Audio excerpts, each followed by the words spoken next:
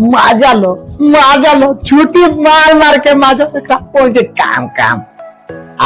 क्या बात है, क्या अरे हाँ अरे बाप रे के खोल के चल गई बना सा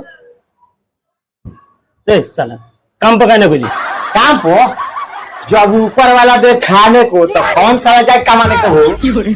बाबू जब ऊपर वाला दे खाने को तो सीख ले सर्वर बनाने मार दला जाते जरा तो ना बनाइले का सुनो ना बनाइले बढ़िया तो आज ये खाइले हमार बढ़िया बोली तो बोलता रे बढ़िया ले सुनिए सन दफा दे सो तोर गड़िया खाली कमाई खाती लगल बा डरिया अब मोटकस कमा के नहीं देत नु यही से फुकफुकाता तार गड़िया काम धम तो करत नहीं तू रील देख के दिल लगावता रे काम करी चाहे ना करी 1500 के महीने तरह के दिले कि ना 1500 रुपया देके एहसान कहता है मोबाइल दे लगाओ करो हमार 1500 तो हमार साला ले ये 1500 रुपया ले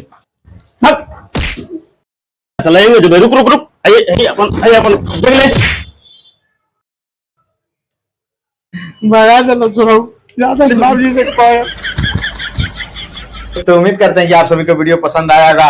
अगर पसंद आया हो तो लाइक कमेंट शेयर जरूर कीजिए और पार्ट 2 के लिए कमेंट कीजिए। धन्यवाद।